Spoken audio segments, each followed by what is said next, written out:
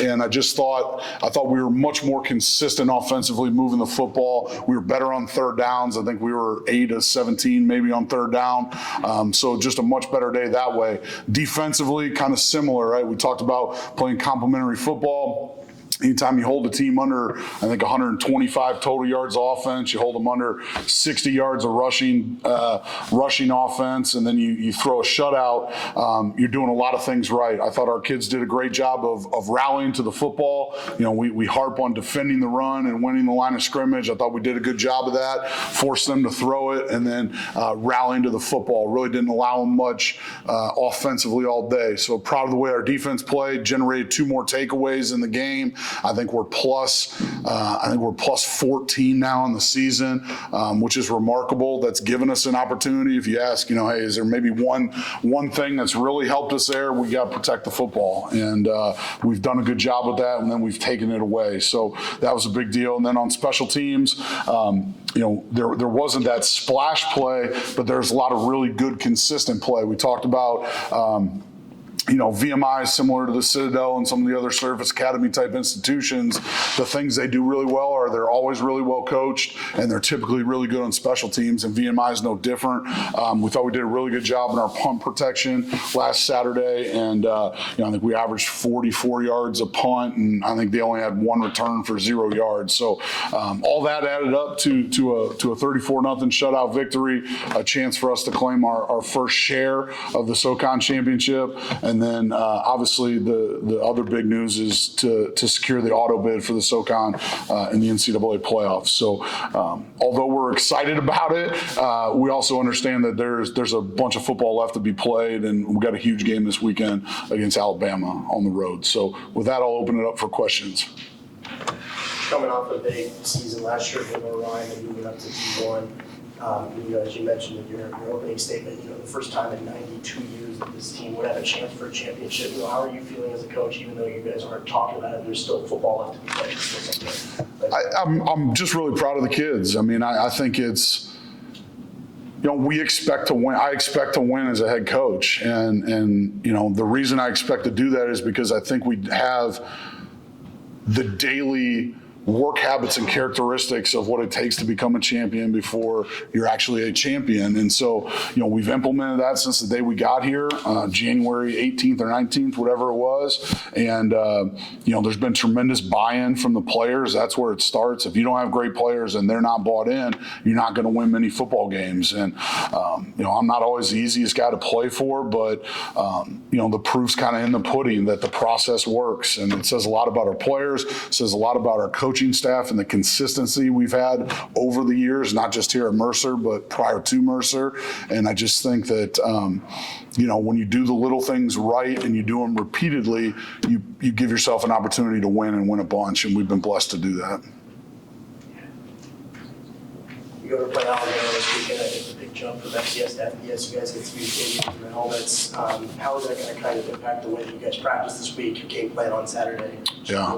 Well, although we're allowed to, we won't have them. That technology's super pricey and just without using them all year. We'll still continue to use the iPads on the sidelines. Those have been a tremendous help, but we won't have the in-ear, right? Unless we got a couple soup cans and string, right? But other than that, we'll just be we'll be going with our normal communication set this week. And then obviously you've played at the FBS level, you've coached in that environment. What would you say is the biggest moment, not only just being as a coach, but that's also for the players as well, to talk about that experience and what that means?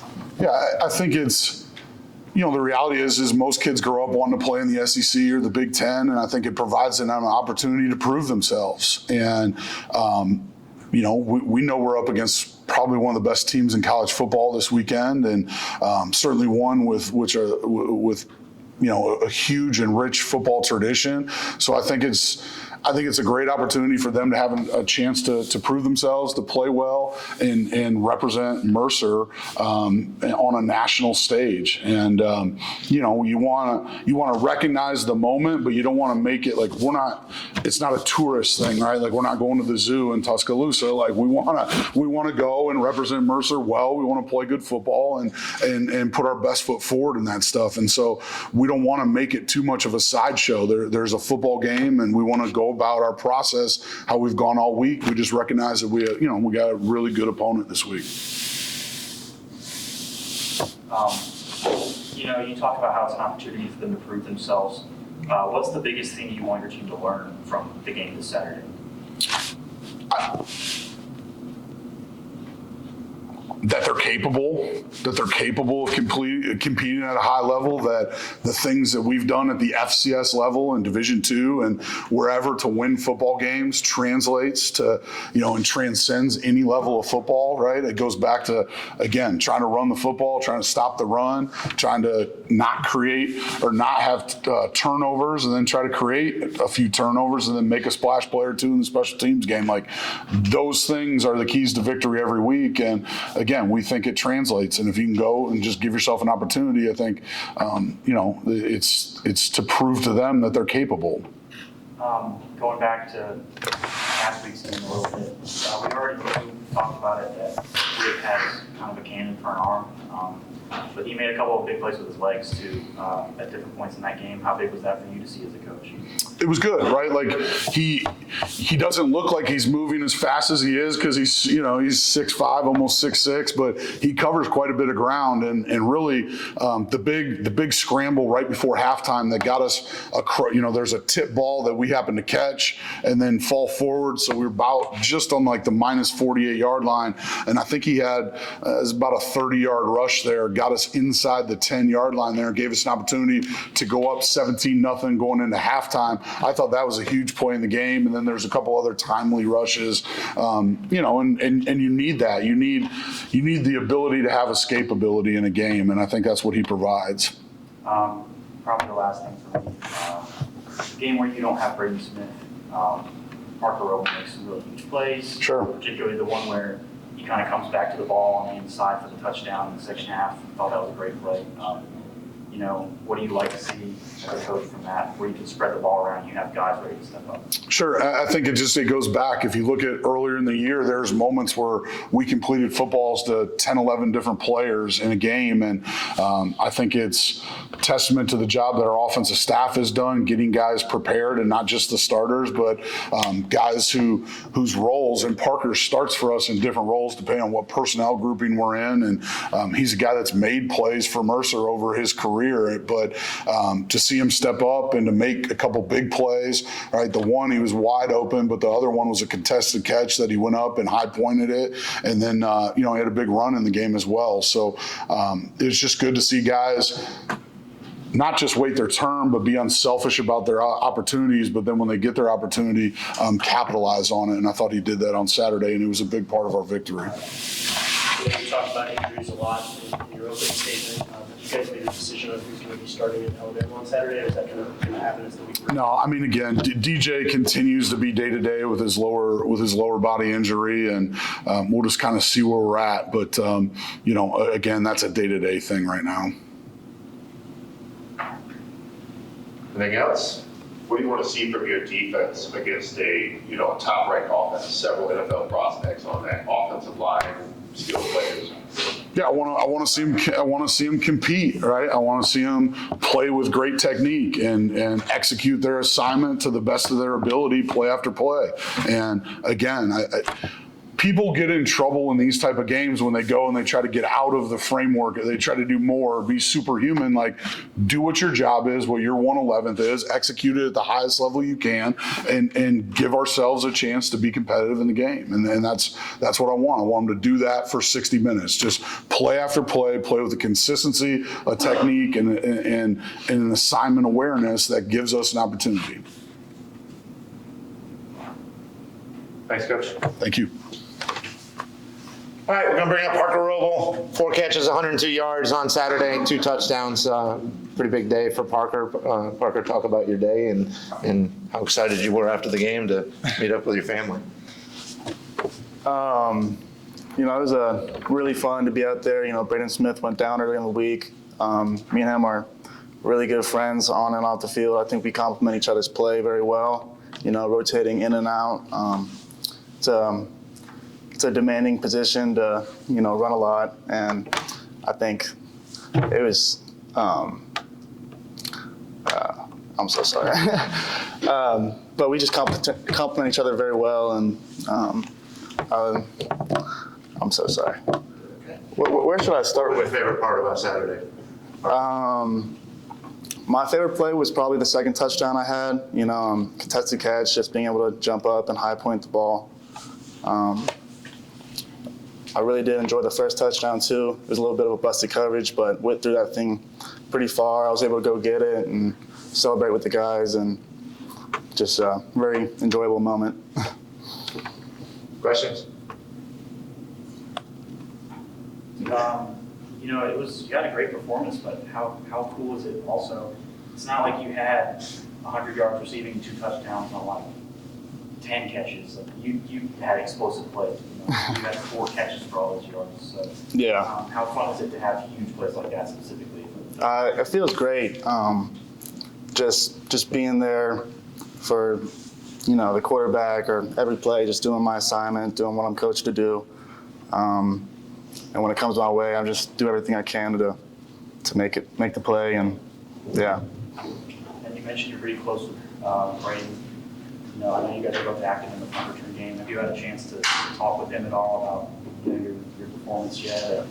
What was his reaction to that? He was there on the sideline, and he was just great support for me, encouraging me, encouraging other players. And, it's just great to see that, a little bit of unselfishness and, being there for the guys and myself. Then how are you feeling for Saturday to have this opportunity to go into Tuscaloosa and just play against some really great players and play in a really exciting environment? Definitely super excited. My freshman year, we got to play Alabama. I got to play some snaps in that game, made like 2 catches. We got to play Auburn my sophomore year, Ole Miss last year. So this is just another big SEC game, test your skills against a really high opponent and see what you can do. So I'm excited.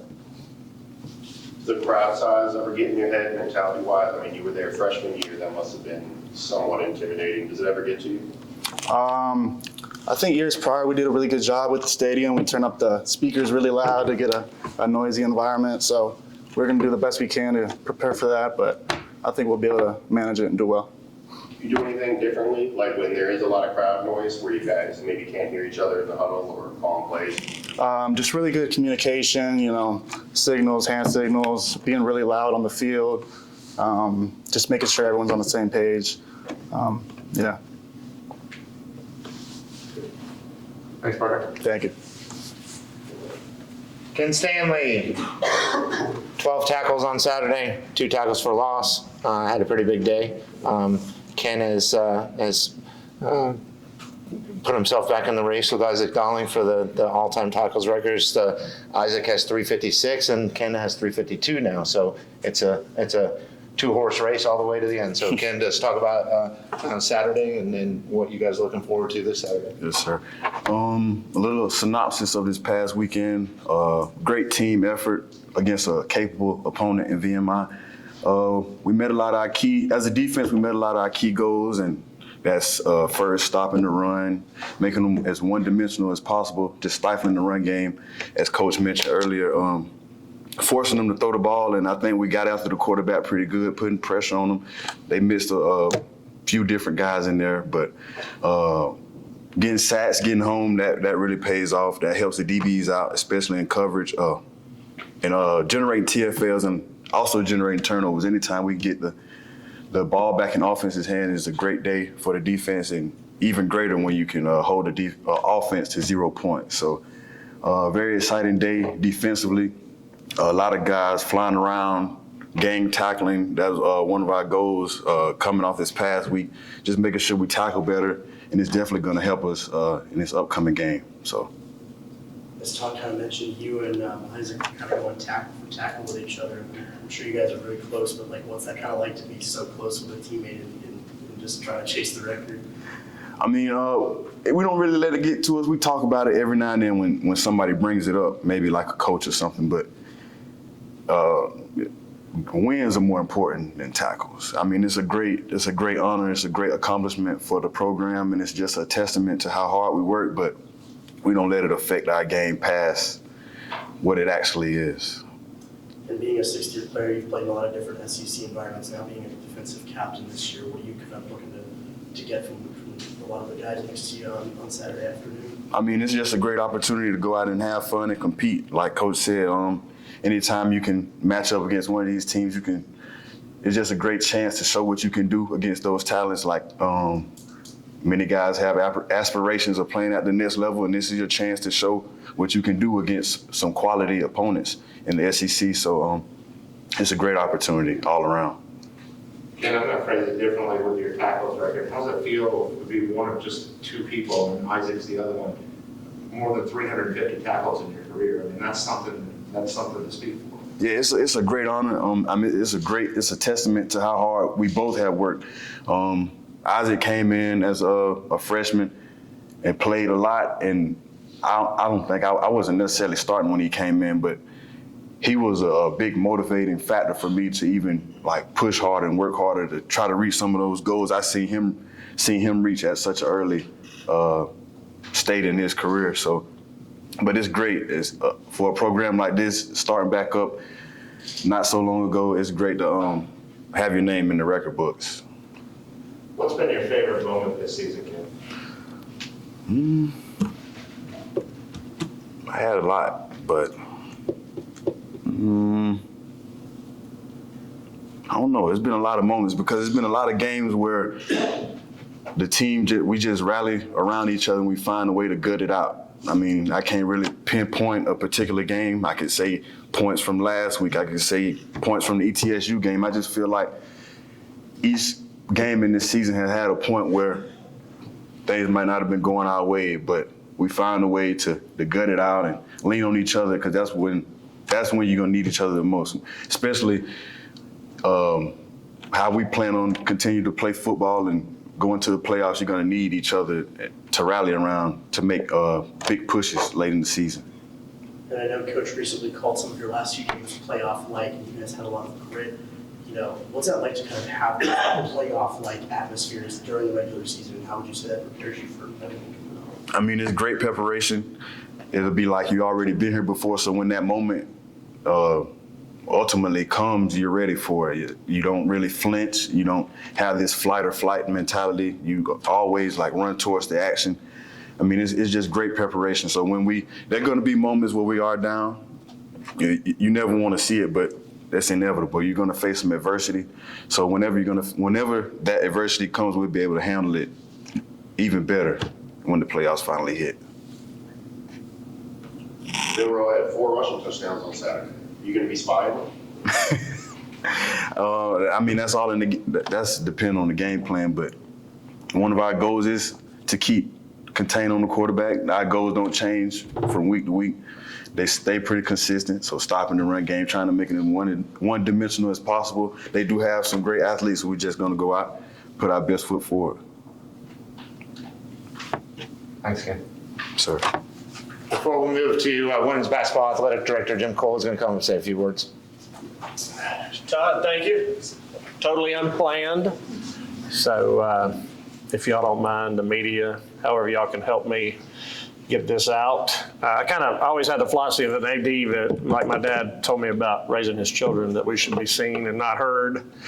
But I thought about doing it last week, and listen, I don't want to overshadow the Alabama game or anything of that nature, but I just wanted to bring a challenge to the Middle Georgia people to be there for the Furman game, to show these kids how they appreciate them.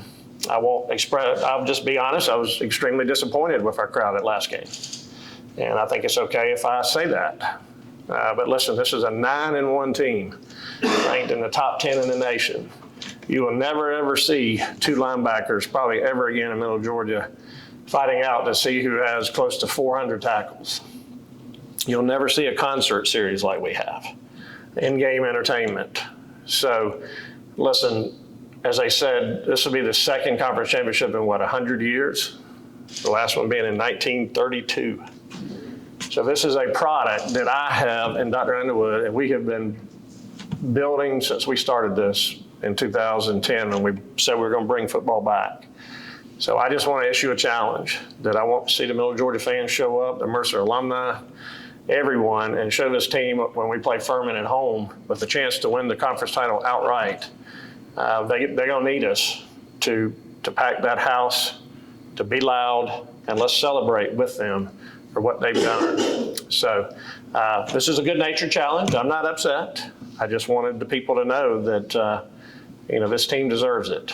They've worked hard. They've overcome some challenges this year that I myself am impressed with. So once again, let's have fun.